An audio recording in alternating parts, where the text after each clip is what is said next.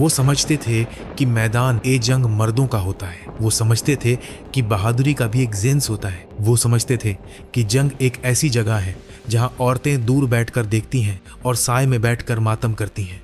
लेकिन गर्द गुबार और चीखों से घुटे एक मैदान जंग में लोहे और मौत के फाड़े हुए आसमान के नीचे एक नकाबपोश सवार ने तारीख के लिखे हुए हर उसूल को चकनाचूर कर दिया। रोमी सफ़ें टूट गईं, जंग के आदि सिपाही साकित रह गए, घोड़े घबरा उठे। ये कैसा जादू है? हम इसे जख्मी करते हैं मगर इसे कुछ नहीं होता। हम किसी इंसान से नहीं, किसी भूत से लड़ रहे हैं। और हत्ता के इस्लाम के अजीम तमाम कमांडर भी ठहरे रहे, बस देखते रहे। खुदा की कसम, उन्होंने सरगोशी की, यह जंगजू कौन है? चंद लम्हों बाद सच्चाई आश्कार हुई। यह कोई मर्द नहीं था, यह खौला बिन्त अल अजवर रजी अल्लाहु अन्हा थी। और उनके इस हमले के बाद तारीख का साजिद फिर कभी पहले जैसा न रहा।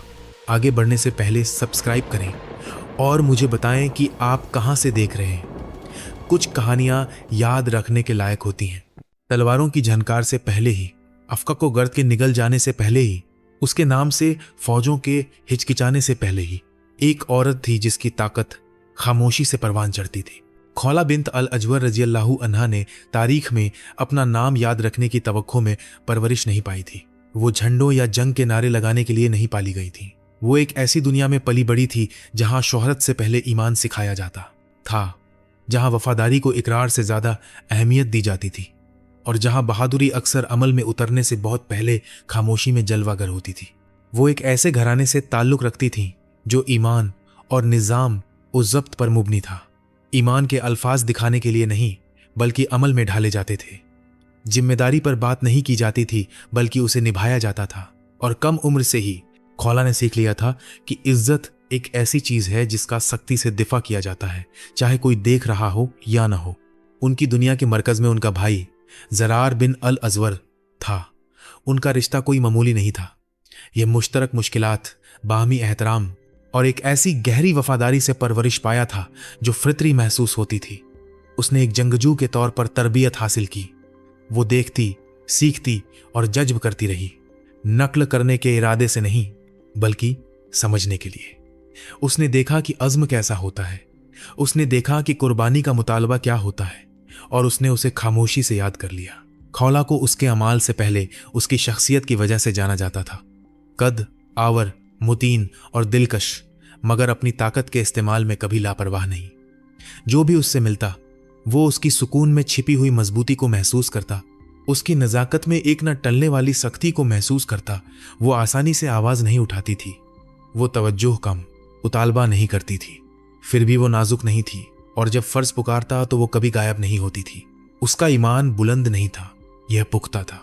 उसकी वफादारी शायराना नहीं थी, यह बेमिसाल थी। और यही खतरा था। तारीख अमूमन यह फ़र्ज करती है कि जंगजू बेचैन पैदा होते हैं जो जल्द ही अफरा तफरी की तरफ माइल हो जाते हैं। खौला इसके बिल्कुल बरक्स थी। वो ज़मीनी हकाइका से जुड़ी हुई थी, अपनी जड़ों से मजबूत, इस बात से पूरी तरह बाखबर थी कि उन्हें क्या खोना पड़ सकता है। और यही वजह थी कि जब वो लम्हा आया तो उनके एक हथियार को इतना वजन हासिल था। वो एक ऐसे दौर में रहती थी जब तवक्कोएं वाज़ेह तौर पर मुकर्रर थी, हुदूद मुतय्यन थी, किरदारों के नाम रखे गए थे और वो उनमें फिट बैठती थी जब तक कि तकदीर ने कुछ और तलब न किया। जो चीज़ लोगों की नज़रों से ओझल रही वो उसकी खामोशी में पोशीदा सब्र था, उसके ज़ब्त में मुज़मर निज़ाम ओ ज़ब्त। वो बोलने के बजाय ज़्यादा सुनती थी और जाहिर करने के बजाय ज़्यादा मुशाहदा करती थी। ताकत हमेशा खुद का ऐलान नहीं करती, कभी कभी वो इंतज़ार करती है और जब वो काफ़ी देर तक इंतज़ार कर लेती है तो फिर उसे रोका नहीं जा सकता। खौला ने मैदान ए जंग को नहीं चुना। मैदान ए जंग उस चीज़ के लिए आया जो वो चाहती थी। जब जंग फौजों के जमा होने, खून और बेयकीनी की खबर फैली तो खौला ने आगे बढ़ने की जल्दी नहीं की। उसने देखा, उसने दुआ की, उसने इंतज़ार किया, लेकिन उसके अंदर कुछ बदलने लगा, तशद्दुद की तरफ नहीं बल्कि जिम्मेदारी की तरफ। क्योंकि वफादारी जब आजमाई जाती है तो अमल बन जाती है और ईमान जब घेर लिया जाए तो हौसला बन जाता है। उसके घोड़े पर सवार होने से बहुत पहले, अपना चेहरा ढांपने से बहुत पहले, मर्दों की सफ़ों में उसका नाम गूंजने से बहुत पहले खौला बिन्त अल अजवर ने पहले ही फैसला कर लिया था कि वो कौन है। बस तारीख अभी तक वहां नहीं पहुंची थी। अजनादैन की जमीन जिंदा महसूस हो रही थी, बेचैन, तनाव में, गोया वो जानती हो कि क्या होने वाला है। दो फौजें एक दूसरे के सामने खड़ी थीं, इतनी करीब कि सांस सुनाई देती थी और इतनी दूर कि हिचकिचाहट का बोझ महसूस होता था। धातुओं में सूरज की रोशनी टिमटिमा रही थी, झंडे बगैर हवा के लहरा रहे थे। लोग अपनी जगह बदल रहे थे, हौसले को खौफ के साथ तौल रहे थे और तवाजुन को बिगाड़ने वाली एक गलती का इंतजार कर रहे थे। ये अभी अफरा तफरी नहीं थी, यह उससे पहले की खामोशी थी। फिर वो हुआ। मुसलमानों की सफों से एक सवार आगे बढ़ा, हिचकिचाहट के साथ नहीं, हुक्म के साथ नहीं, बल्कि पूरे इरादे के साथ। एक तन्हा साया, चेहरा छिपाए, गर्द के मुकाबले में सियाह जिर्राह पहने, सफों के आगे ऐसे बढ़ा जैसे किसी नामालूम कुव्वत ने खींचा हो। एक लम्हे के लिए तो मुसलमान भी साकित हो गए, यह फैसला न कर सके कि यह एक इशारा था या जुनून। और इसी लम्हे सवार ने रफ्तार तेज कर दी। घोड़ा मैदान में गरजते हुए दौड़ा। रोमी सिपाही बहुत देर से इंतबाह करने के लिए चीखे थे। ढालें बेतरतीब उठाई गईं, नीज़े उलझकर टेढ़े हो गए। कोई सफाबंदी एक के खिलाफ लड़ने के लिए तैयार नहीं होती। फौजों को बहुत से दुश्मनों का सामना करना सिखाया जाता है, लेकिन कभी एक ऐसी वाहिद कुव्वत का नहीं जो इतनी यकीन के साथ हरकत कर रही हो। पहला टकराव शदीद था, जोरदार नहीं बल्कि फैसला कुन। लोहा लोहे से टकराया, एक लाश गिरी, फिर दूसरी। सवार ने रफ्तार कम नहीं की।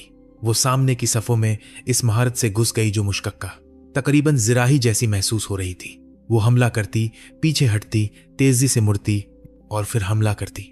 घोड़े पीछे हट गए, तजुर्बाकार सिपाही हिचकिचाए, अहकामात अधूरे रह गए। जो एक आसान रो कथाम होनी चाहिए थी, वो बिल्कुल कुछ और ही बन गई। खौफ, वो चीखने वाला खौफ नहीं, बल्कि वो खौफ जो खामोशी से फैलता है और एतमाद को मुतासिर करता है। रोमियो ने पहले भी तजुर्बाकार जंगजुओं का सामना किया था। उन्होंने सफों, हमलों और जवाबी हमलों के लिए तैयारी की थी। उन्होंने इसके लिए तैयारी नहीं की थी। एक जंगजू जो पीछे ना हटा, एक सवार जो रुका ना, एक मौजूदगी जो यूं हरकत कर रही थी जैसे वो एक ही वक्त में हर जगह मौजूद हो। पीछे से खालिद बिन वलीद रज़ियल्लाहु अन्हु देख रहे थे। उन्होंने जंगों का रुख मुड़ते देखा था। उन्होंने हौसला और जवाल देखा था। उन्होंने देखा था कि लोग अपनी हुदूद से आगे बढ़ जाते हैं और बाद कमजोरी के लम्हात में गायब हो जाते हैं। लेकिन जो कुछ उनके सामने हो रहा था वो उनके इल्म के किसी भी सांचे में फिट नहीं बैठता था। सवार की हरकत बेखौफ थी, लेकिन लापरवाही वाली नहीं। जारहाना लेकिन काबू में। हर वार बामकसद था, हर पीछे हटना जानबूझकर था। यह गुस्सा नहीं था, यह अज़्म था। रोमी सफ़ें अंदर की तरफ मुड़ने लगीं, नुकसान की वजह से नहीं बल्कि गैर यकीनी की वजह से। उनकी सामने की सफ़ें झुक गईं, उनका ताल टूट गया। जब निज़ाम और ज़ब्त कमज़ोर पड़ता है तो शिकस्त जल्द पीछे आती है। नकाब पोश सवार ने और गहरा घुस दौड़ा। अब घिर गया, अब अकेला, अब नाकाबिल ए शिकस्त। खालिद ने अपने सीने में कुछ अजनबी सा सख्त होता महसूस किया। यह शक नहीं बल्कि हैरत थी। वो झुक गया, आंखें समेटे अफरा तफरी में सवार के रास्ते को टटोल रहा था। अल्लाह की कसम, उसने हथियारों की झनकार में बमुश्किल कहा, वो जंगजू कौन है? कोई जवाब न आया, सिर्फ स्टील की खनखनाहट, जख्मियों की चीख और रफ्तार की वजह तब्दीली सुनाई दी। मुसलमानों की सफ़ों में नई कुव्वत का जोश फूट पड़ा। जो उन्होंने देखा था उसने उनके हौसले ढहा दिए थे। एतमाद में इजाफा हुआ, कदम आगे बढ़े, कतारें आगे बढ़ीं और फिर भी सवार लड़ती रही। आखिरकार खून आलूद और सांसों के तंग होते हुए वो मुसलमानों की सफ़ों की तरफ वापस मुड़ी और जितनी सफाई से वो दाखिल हुई थी उतनी ही सफाई से रास्ता काटकर आज़ाद हो गई। जैसे ही वो वापस पार हुई, मैदान ने एक सांस खारिज की। तकबीर ने फजा में गूंज पैदा कर दी। मर्द इकट्ठे हो गए, आवाजें हैरत से गूंज रही थीं, तारीफ समझ बूझ से कहीं ज्यादा तेजी से जबान पर आ रही थी। खालिद आगे बढ़े, उनकी नजरें उस जंगजू पर टिकी थीं जिसने अभी अभी एक जंग के आगदाज का नक्शा ही बदल दिया था। ये जो कुछ भी था, जो भी ये था, तारीख अभी अभी बदल गई थी और यह फिर कभी पहले जैसा न होती। हमले के फौरन बाद मैदान ए जंग खामोश नहीं हुआ। यह किफायत देर तक कायम रही सख्त सांस लेते हुए अभी अभी पेश आए वाकई की गूंज से कांप रहा था। मर्द उस जगह खड़े देखते रह गए जहां गर्द अभी भी फजा में मुअल्लक थी, ये समझने की कोशिश में कि उन्होंने क्या देखा था।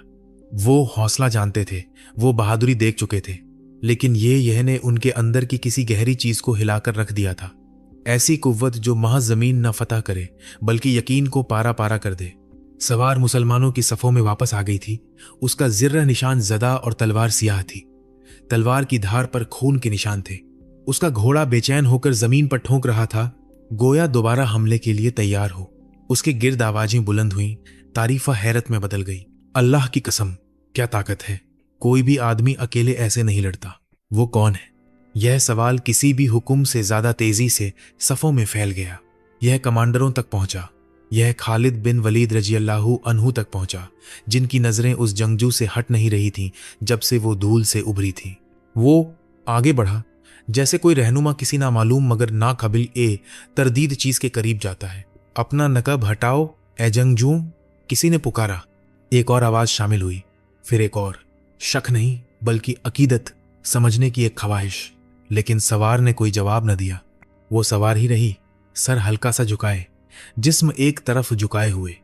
खामोशी तवील होती गई और तकलीफ देह हो गई। वो ऐसी बहादुरी दिखाने वाली जिसने अभी अभी जंग का रुख ही बदल दिया हो, नजर आने से क्यों इनकार करें? ऐसी बेखौफी के बाद कौन सा खौफ बाकी रह जाता है? खालिद ने घोड़े से उतरकर एक कदम आगे बढ़ा। आज तुमने मर्दों के दिलों को हिलाकर रख दिया है, उसने पुख्ता आवाज में कहा। मेरे दिल को भी। हमें बताओ तुम कौन हो? एक लम्हे के लिए ऐसा लगा कि वो शायद वहां से चली जाएगी। फिर वो बोली, न तो बुलंद आवाज में, न ही किसी ड्रामाई अंदाज में, बल्कि एक ऐसे जब्त के साथ जो चीख ओ पुकार से कहीं ज्यादा गहरा था। ए कमांडर, वो बोली, मैंने तुमसे मुंह मोड़कर नाफरमानी नहीं की, बल्कि हया की वजह से। उसके अल्फाज नरमी से अदा हुए और सब कुछ बदल गया। मैं एक औरत हूं, उन लोगों में से जिन्हें छिपा कर रखा जाता है, उन बेटियों में से जिनके वक़ार का हिफाजत किया जाता है। माहौल बदल गया। एक ऐसी खामोशी छा गई जिसे कोई तलवार तोड़ ना सकती थी। आंखें फटी की फटी रह गईं, सांस रुक गया। कुछ ने फितरी तौर पर अपनी नजरें झुका ली, जबकि बाद हैरत से घूरते रह गए। उनके हवास यकीन न कर पा रहे थे। खालिद साकित खड़ा रहा, सिर्फ हैरत में नहीं बल्कि दंग रह गया था। उसने ऐसे मर्दों की क़ियादत की थी जिन्होंने सल्तनतें फतह की। वो कभी किसी ऐसी औरत के सामने नहीं खड़ा हुआ था जिसने यह कारनामा अंजाम दिया हो। एक औरत? उसने पूछा, शक में नहीं बल्कि तलाश में। उसने सर हिलाया।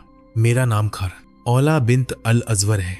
अभी भी कोई जश्न नहीं, कोई फख्र भरा अंदाज नहीं, कोई दावा ए अजमत नहीं, सिर्फ वजाहत। मुझे मालूम हुआ कि मेरा भाई जरार बिन अल अजवर दुश्मन के हाथों कैद हो गया है, उसने कहा, और मैं बेहरकत नहीं रह सकती थी। उसकी आवाज में सख्ती थी, खौफ से नहीं बल्कि जब्त से। मैंने अपने घोड़े पर सवार हुई, मैंने अपना चेहरा ढांप लिया और मैंने वो किया जो जरूरी था। इज्जत के लिए नहीं, तारीख के लिए नहीं, याद रखे जाने के लिए नहीं, मोहब्बत के लिए, ऐसी वफादारी के लिए जो खून के रिश्ते में बंधने पर सब्र नहीं करती। खालिद ने उसकी तरफ देखा, वाकई गौर से देखा, और उसके सीने में तारीफ से कहीं ज्यादा गहरा एहसास उतर गया। यह कोई शोहरत के पीछे भागने वाला जंगजू नहीं था। यह एक बहन थी जो एक ऐसे पुकार का जवाब दे रही थी जिसका कोई बिगुल नहीं बजाया गया था। तुमने वो काम किया है जो चंद ही मर्द कर सकते थे, उसने नरमी से कहा, और तुमने यह सब तवज्जो चाहे बगैर किया है। उनके अर्द गिर्द सिपाही आजिजी भरी खामोशी में खड़े थे। बाद को फख्र महसूस हुआ, बाद को शर्मिंदगी, सब कुछ बदल गया था। खौला ने एक बार फिर नजरें झुका ली। अब, उसने कहा, अगर आप इजाजत दें तो चलें अपने भाई तक पहुंचे, क्योंकि उसके लिए जंग कभी खत्म नहीं हुई थी। खबरें उसे खामोशी से पहुंची थीं, लेकिन वो उसके दिल में नरमी से नहीं उतरी थी। जरार बिन अल अजवर रजियल्लाहु अन्हु को जंजीरों में जकड़ कर ले जाया गया था। न शहीद हुआ था, न शहादत नसीब हुई थी, बल्कि पकड़ा गया था। यह लफ्ज खुद जला रहा था। जंजीरों ने सिर्फ जिस्म को ही नहीं बांधा था, उन्होंने रूह का भी मजाक उड़ाया था। और खौला बिन्त अल अजवर रजियल्लाहु अन्हा के लिए अपने भाई के दुश्मनों की निगरानी में घसीटे जाने का ख्याल ने उनके अंदर की किसी गहरी और बेहिफाजत जगह को फाड़ कर रख दिया। वो चीखें नहीं मारी, वो बेहोश नहीं हुई, वो खामोश हो गई। खामोशी ही उसका सोग मनाने का तरीका था। खामोशी ही वो जरिया था जिससे वो किसी भी हरकत से पहले खुद को संभालती थी। इस खामोशी में यादें सामने आ गईं, बचपन के मुश्तरक लम्हे, वफादारी के उन कहे वादे, और यह शौर कि खून अमल का मुतालबा करने से पहले इजाजत नहीं मांगता। इस रात उसके आंसू बह निकले, जोर से नहीं बल्कि मुतवासिल, हर आंसू में वजन था। हर आंसू ने अज़्म को मजीद मजबूत किया। उसके गम ने उसे कमज़ोर नहीं किया, उसने उसे मजीद वाजह कर दिया। और इसी वजहत में अल्फाज उसके होंठों से फूट पड़े दर्द से तराशी गई शायरी जो सहारा की हवा में सरगोशी की गई, गोया ज़मीन खुद गवाह बने। नींद मेरी आंखों में कैसे आए जब मेरे भाई की आंख कैद से जख्मी है। मैं तब तक रोती रहूंगी जब तक सांस है, अपनी दुखनी से भी ज्यादा अजीज के लिए। ये अल्फाज कानों के लिए नहीं थे, यह एक अहद था। सुबह तक गम एक सीमत में बदल चुका था। रोमी तेजी से आगे बढ़ रहे थे, अपना इनाम संभाले, यह यकीन किए हुए कि फासला उन्हें महफूज रखेगा। उन्होंने इस बात का अंदाजा कम लगाया था कि जब गम घुटने टेकने से इनकार कर दे तो क्या कर सकता है। उन्होंने एक ऐसी बहन का अंदाजा कम लगाया था जो ताखीर को कबूल नहीं करती। एक छोटा दस्ता इकट्ठा किया गया, ना कोई झंडे, ना कोई ऐलानात, सिर्फ मकसद। सहारा ने उन्हें निगल लिया जब वो हरकत कर रहे थे, रात को सफर करते, दिन को मुखद्सर आराम करते। तारे रहनुमा बन गए, कदमों के निशानात इंतबाह बन गए। रेत का हर दाना मालूमात लेकर चलता था। कोला उनके दरमियान सवार थी, पीछे नहीं, ऊपर नहीं, बल्कि साथ। पट्ठों में थकावट सरायत करने लगी। प्यास ने हल्क खुश कर दिए, लेकिन अज़्म जिस्म से इजाजत नहीं मांगता। हर घंटा तव ईल होता गया, हर मील मायूसी और उम्मीद के दरमियान फासला कम करता गया। फिर निशानात, कदमों के निशान अभी अभी मिटाए गए थे। राख अभी भी गर्म थी, आगे हरकत की मध्यम गूंज सुनाई दे रही थी। वो सुस्त हो गए। देखा, इंतजार किया। घात तेज थी ना कि अफरा तफरी भरी। वक्त का अंदाजा बिल्कुल दुरुस्त था। रोमी बेफिक्री में मुब्तला हो गए थे। उन्हें यकीन था कि वो ताकुब से बच निकले हैं। इसी बेफिक्री ने उनका सब कुछ छीन लिया। पहली ज़रब ने उनकी सफ़ाबंदी को चकनाचूर कर दिया। निज़ाम ओ ज़ब्त की जगह दहशत ने ले ली। अफरा तफरी में अहकामात बेअसर हो गए। लोहा मुज़ाहमत से टकराया, फिर खामोशी छा गई। खौला ने हिचकिचाहट महसूस नहीं की। वो अफरा तफरी में तवज्जो के साथ हरकत कर रही थी, गुस्से में नहीं। उसकी नज़रें गिरे हुए लोगों और भागते हुए लोगों से आगे कुछ तलाश कर रही थीं, जब तक कि उन्हें वो चीज़ न मिल गई जो अहम थी, जंजीरें। उसने उसे खून आलूद, बंधा हुआ, मगर फिर भी खड़ा हुआ पाया। एक लम्हे के लिए मैदान ए जंग गायब हो गया। उसने खुद वो जंजीरें काटी। शुरू में उनके दरमियान कोई लफ्ज न बदला, किसी की जरूरत भी न थी। यह रिश्ता फासले, खौफ और लोहे को भी पार कर चुका था। आखिरी दुश्मन के गिरने के बाद ही उसने खुद को पूरी तरह सांस लेने दिया। जरार ने उसकी तरफ देखा, न एक जंगजू के तौर पर, न एक नजात देहिंद के तौर पर, बल्कि अपनी बहन के तौर पर। और इस एक नजर में सब कुछ था। वापसी खामोशी से हुई, न कोई जश्न, न कोई दिखावा। बस कदम थे जो हिफाजत की जानिब वापस जा रहे थे और पीछे छोड़ गए थे इस बात का सबूत कि मोहब्बत से जन्म लेने वाली बहादुरी एक हमले के बाद मंद नहीं होती। यह बहादुरी का लम्हा नहीं था, यह एक मामूल था, और दुनिया ने अभी नोटिस लेना शुरू ही किया था। किस्मत ने बहादुरी के लिए अपना हाथ नर्म नहीं किया। फतह के कुछ ही देर बाद, नजात के कुछ ही देर बाद, वक़्त का पहिया फिर से घूमा। हलब के करीब महाजों की तब्दीली और अफरा तफरी के दौरान खौला बिन्त अल अजवर रज़ियल्लाहु अन्हा जंगजुओं से अलग हो गईं। दीगर मुस्लिम खवातीन के साथ उन्हें घेर लिया गया, काबू पा लिया गया और ले जाया गया। इस बार उनके नीचे कोई घोड़े नहीं थे, हाथ में कोई तलवार नहीं, कोई मैदान ए जंग नहीं जहां वो अपना लम्हा चुन सके। सिर्फ रस्सियां, सिर्फ पहरेदार, सिर्फ वो आहिस्ता जानबूझकर की जाने वाली तौहीन थी जिसका मकसद जिस्मों से पहले हौसले तोड़ना था। उन्हें एक साथ मार्च करवाया गया। ईमान वाली औरतें, वकार की बेटियां, जिन्हें झुके हुए सरों के साथ चलने पर मजबूर किया गया, जबकि रोमी सिपाही मलकियत के एहसास से भरे हुए एतमाद के साथ बात कर रहे थे। नीयत वाजह थी, पहले खौफ, फिर फरमानबरदारी। कुछ खामोशी से रो रही थी, कुछ जमीन घूर रही थी, कुछ कांप रही थी, कमजोरी से नहीं बल्कि नामालूम के बोझ से। खौला रज़ियल्लाहु अन्हा सब कुछ खामोशी से देख रही थी। जंजीरों ने एक बार उसके भाई को बांधा था, अब कैद ने एक बिल्कुल मुख्तलिफ चीज को आजमाया था। यह एक मुख्तलिफ जंग थी, एक ऐसी जंग जो लोहे के बगैर लड़ी जाती है, जहां शिकस्त उस लम्हे आती थी जब एक औरत यह यकीन करने लगती थी कि वो खुद से कम हो गई है। वो लम्हा नहीं आया जब मुहाफिज हंस रहे थे और धक्का दे रहे थे, जब कैदियों के दरमियान मायूसी की सरगोशियां गुजर रही थीं। खौला ने अपना सर उठाया, उसकी पीठ सीधी हुई, उसकी आवाज मजबूत, बेबाक शोर से बुलंद हुई। ए मुसलमान औरतों, उसने कहा, न चीखते हुए बल्कि यकीन से भरी हुई आवाज में, क्या तुम कबूल करती हो कि तुम्हारे जिस्मों पर दूसरों का हक हो और तुम्हारे नाम मिटा दिए जाएं? क्या तुम कबूल करती हो कि तुम्हारे बच्चे जंजीरों में पैदा हों? क्या मौत इज्जत से महरूम जिंदगी से ज्यादा आसान नहीं? पहरेदार चौंक गए, आवाज की बुलंदी से नहीं बल्कि उसमें मौजूद एक हथियार से। यह किसी कैदी की रहम की भीख मांगने वाली आवाज नहीं थी। यह उसकी आवाज थी जिसने अपने लिए मुकर्रर किया हुआ किरदार ठुकरा दिया था। खौला आगे बढ़ी। उसकी नजरें औरतों के चेहरों पर घूम रही थी। उसने बात जारी रखते हुए कहा, हमें इसके लिए पैदा नहीं किया गया। हम ईमान की बेटियां हैं, ऐसे लोगों की बेटियां जो जिल्लत के सामने घुटने नहीं टेकते। अगर हमारे हाथों से हथियार छीन लिए जाएं तो हम खुद हथियार बन जाएंगी। कुछ जाग गया। खौफ खत्म नहीं हुआ लेकिन वो बदल गया। उसने शक्ल बदली। वो गुस्से में बदल गया। वो वजाहत बन गया। हजूम में से एक औरत बोली, फिर दूसरी। कमर सीधी हो गई, आंसू खुश्क हो गए। वो खामोशी जो कभी उन्हें घुटन में मुब्तला करती थी अब एक चीख से पहले सांस लेने जैसी महसूस हुई। लेकिन कैसे? किसी ने सरगोशी की, हमारे पास कुछ भी नहीं है। खौला की नजर करीब के खेमों की तरफ गई, जमीन की तरफ, उन चीजों की तरफ जिन्हें मुहाफिज बेजरर समझ रहे थे। हमारे पास काफी है, उसने जवाब दिया, और हमारे पास एक दूसरे को है।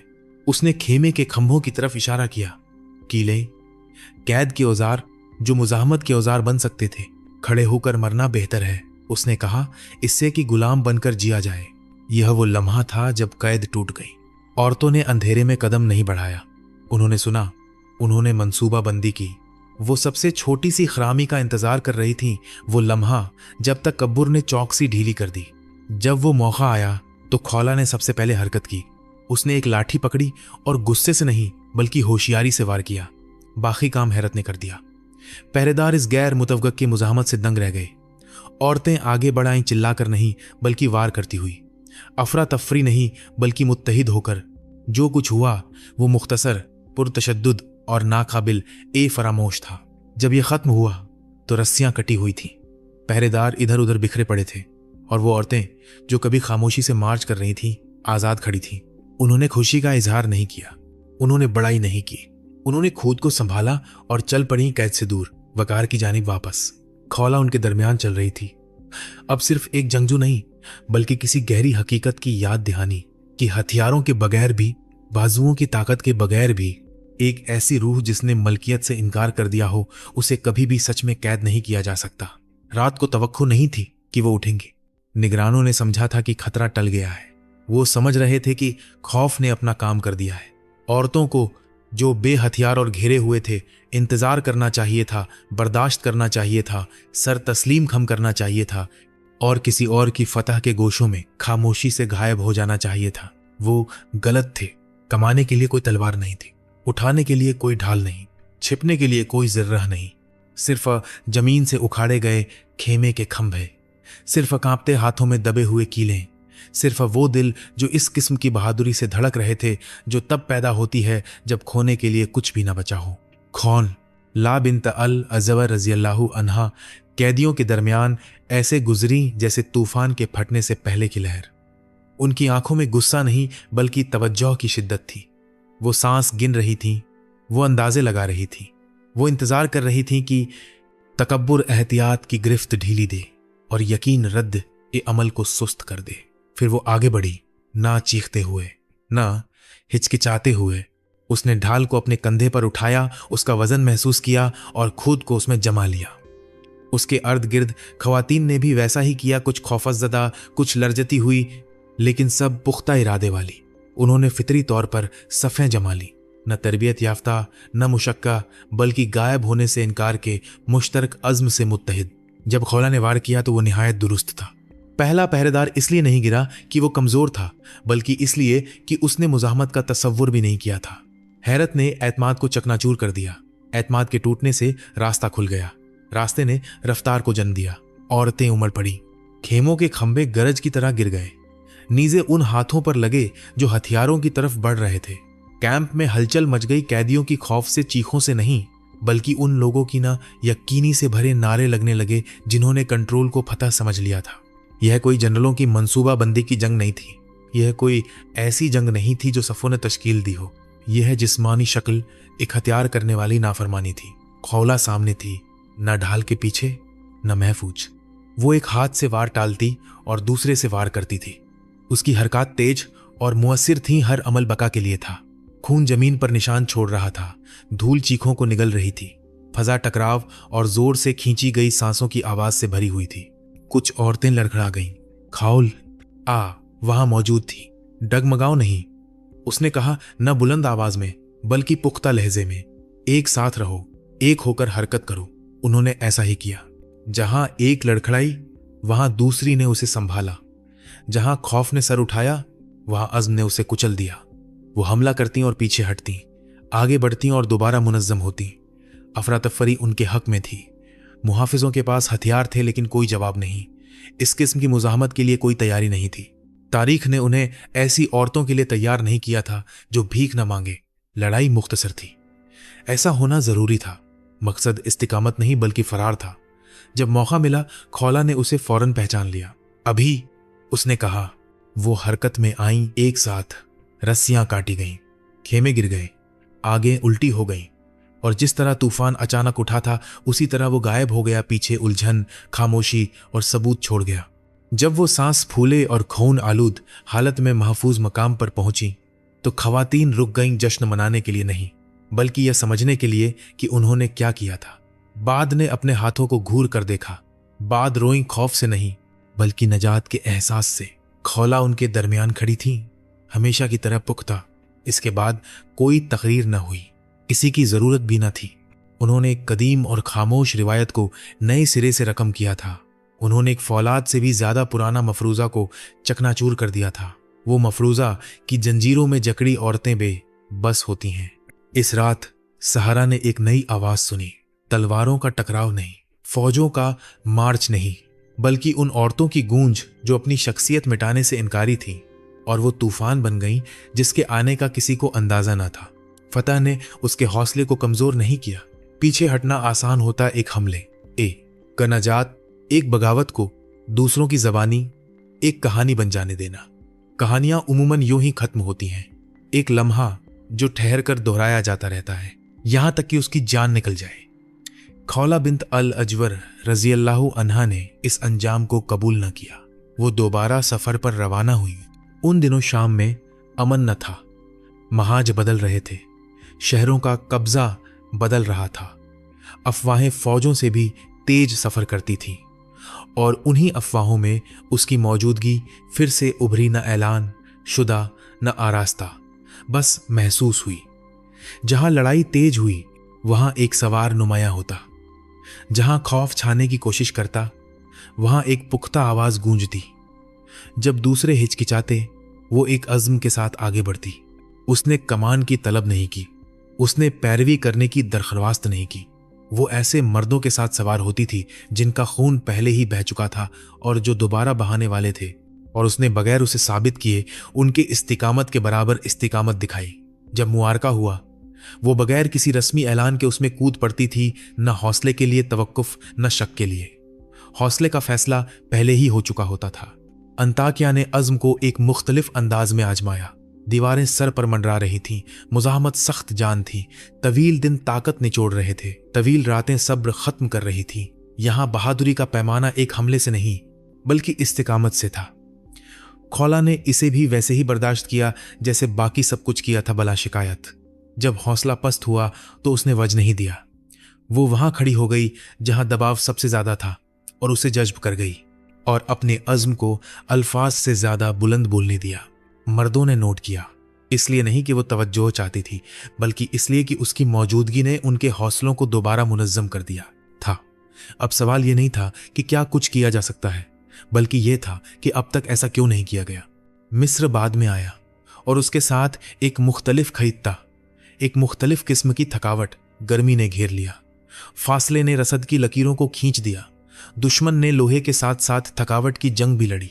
यहां खौला की बहादुरी ज्यादा खरामोश थी। लंबी सवारियां, चौकस रातें, मुस्तकिल तैयारी। उसे पुरज़म रहने के लिए जंग के हंगामे की जरूरत नहीं थी। उसका ईमान खतरे में नहीं बढ़ता था, यह ताखीर में कायम रहता था। बार बार जब पीछे हटना आराम की दावत देता था उसने खतरे के करीब रहना मुंतखब किया। इसीलिए नहीं कि वो मुश्किलात की ख्वाहिशमंद थी, बल्कि इसीलिए कि जब मौजूदगी की जरूरत थी तो उसने खामोशी इख्तियार नहीं की। यह इम्तियाज मानी रखता था। उसने खतरे को रोमानवी रंग नहीं दिया, उसने जिम्मेदारी कबूल की, और यही वो चीज थी जिसने हर चीज को नए सिरे से तश्कील दिया। खौला कोई गैर मामूली शख्सियत नहीं थी। वो तारीख की वो इस्तिस्ना नहीं थी जो इत्तिफाकन रह गई हो। वो इस बात की वाजह और बेचैन करने वाली याद दहानी थी कि बहादुरी किसी खास जिस्मानी साखत का लिबास नहीं होती। यह अकीदे से परवरिश पाया गया एक रद्द ए अमल है। ईमान बहादुरी को नई शक्ल देता है। यह खौफ के खलाम माल को लेकर उसे एक सिमत देता है। यह बहादुरी से दिखावे की बहादुरी को अलग कर देता है और उसकी जगह अज़म को छोड़ जाता है। यह ज़ब्त को शिद्दत के साथ और आजिजी को ताकत के साथ साथ रहने की इजाज़त देता है। खौला ने इस तवाज़ुन का इजहार किए बगैर उसकी अमली मिसाल पेश की। उसने मैदान ए जंग में अपनी जगह के लिए दलील नहीं दी। जब ज़मीर ने इजाज़त दी तो वो वहाँ मौजूद रहती थी, और जब नहीं दी तो पीछे हट जाती थी। उसका मेयार मुवाजना नहीं बल्कि ज़रूरत थी। बतक उसका नाम दोबारा आम हुआ। उसने किसी को हैरान नहीं किया। उसने इस्तेहकाम बख्शा। सिपाही यह नहीं पूछते थे कि क्या वो नुमायां होगी, वो यह फ़र्ज कर लेते थे कि वो ज़रूर आएगी। और इस मफरूज़े में एक गहरी बात थी। उसकी मौजूदगी ने अज़्म को मामूल बना दिया था। एक महाज जंग से आगे, एक हमले से आगे, एक बगावत से आगे खौला की मीरास अफसाने से कहीं ज़्यादा पायदार चीज़ बन गई। ये एक आईना बन गई। इसके ज़रिए बहादुरी मुख्तलिफ नज़र आई, ईमान मुतहर्रिक नज़र आया, और तारीख खामोशी से बलाशबहा वसीह हो गई। वक़्त आखिरकार सबसे शोर मचाने वाली जंगों को भी खामोश कर देता है। गर्द बैठ जाती है, रास्ते सुनसान हो जाते हैं, घोड़े बेलगाम हैं, और वो नाम जो कभी मैदान में वकार रखते थे सिर्फ याददाश्त में जिंदा रह जाते हैं। खौला बिन्त अल अजवर रज़ियल्लाहु अन्हा ने इस आखिरी मिट जाने की मुज़ाहमत नहीं की। उन्होंने शोहरत से चिमटे नहीं रहे। जब झड़पें कम हुईं और सरहदें मुस्तहकम हो गईं तो वो इबादत, परहेजगारी और खामोश मौजूदगी की ज़िंदगी में वापस चली गईं। जो उन्होंने किया था उससे उनकी जात में कोई तब्दीली नहीं आई, और जो वो बन गई थीं उसकी लालच से पाक थीं। उनके आखिरी अय्यम के लिए कोई बड़े ऐलानात नहीं किए गए, अपनी कोई तस्वीर बनाने की कोई कोशिश नहीं की। उन्होंने वैसे ही जिंदगी गुजारी जैसे लड़ाई लड़ी थी। निज़ाम और ज़ब्त, आजिजी और ऐसे ईमान के साथ जो दाद और तहसीन पर मुनहसिर न था। जिन लोगों ने उस वक्त उन्हें जाना, उन्होंने शान और शौकत के बजाय इस्तिकामत को बयान किया, बेताबी के बगैर अज़म, दिखावे के बगैर ताकत। और जब वो इंतकाल कर गईं, खलीफा उस्मान बिन अफ़्फ़ान रज़ियल्लाहु अन्हु के दौर एक खिलाफत में, तो इसे दर्ज करने के लिए कोई मैदान ए जंग नहीं था। न कोई तलवार उठाई गई, न कोई गर्द उड़ी। बस एक ऐसी जिंदगी का इख्तिताम था जिसने खुद को एक लम्हे तक महदूद होने से इनकार कर दिया था। मगर इख्तिताम गूंज को मिटा नहीं देते। खौला ने कोई यादगार या लकब नहीं छोड़ा। जो कुछ बाकी रहा वो ज्यादा मुश्किल था कि नजरअंदाज किया जाए। उसकी कहानी ने बेचैन कर दिया, क्योंकि यह उन जमरों में आराम से फिट नहीं बैठती जिन्हें तारीख पसंद करती है। वो ऐसी इस्तिस्नाई मिसाल नहीं थी जिसे गैर मामूली हालात ने इजाजत दी हो। वो इस बात का सबूत थी कि हौसला तवक्तों का जवाब नहीं देता, बल्कि पुख्ता यकीन का। खौला की जिंदगी से पता चलता है कि ताकत मिकदार नहीं है, यह हम आहंगी है। यह खुद को खोए बगैर अमल करने की सलाहियत है, बगैर इकरार के मुतालबे के आगे बढ़ना, बगैर हथियार डाले पीछे हटना। खौला की ताकत ने खुद को ऐलानात के जरिए जाहिर नहीं किया। यह उन इख्तियारों में जाहिर हुई जो ऐसे वक़्त में किए गए जब पीछे हटना आसान होता। यह कौन फैसला करता है कि तकदीर के मैदान ए जंग में कौन शामिल हो सकता है? तारीख अक्सर आदत, मिसाल और आराम के साथ जवाब देती है, लेकिन खौला की मौजूदगी एक मुख्तलिफ सवाल पूछती है। क्या होता है जब ईमान सरहदें दोबारा खींच दे, जब जिम्मेदारी किरदारों पर हावी हो जाए, जब वफादारी अमल में बदल जाए? कतन नजर इस बात की कि इसे कौन अंजाम देने की तवक्को की जाती है। वो मफरूजात को बेचैन कर देती हैं क्योंकि वो सादगी को मुस्तरद करती हैं। उनकी तारीफ की जा सकती है और उन्हें यकसर मुस्तरद नहीं किया जा सकता। वो दोबारा गौर करने का मुतालबा करती हैं, न सिर्फ इस बात पर कि कौन लड़ता है, बल्कि इस पर भी कि क्यों। सदियों बाद भी उसका नाम वजन रखता है, इसलिए नहीं कि वो बुलंद आवाज़ थी, बल्कि इसलिए कि वो मुल्लिस थी। क्योंकि यह हद बंदियों पर मुबनी दलीलों की कमजोरी को बेनकाब करता है, क्योंकि यह हमें याद दिलाता है कि तकदीर इजाजत नामों से मशवरा नहीं करती। खौला की जिंदगी नकल करने के हुक्म पर खत्म नहीं होती, यह दोबारा गौर करने की दावत पर खत्म होती है। और शायद यही सबसे पायदार विरासत है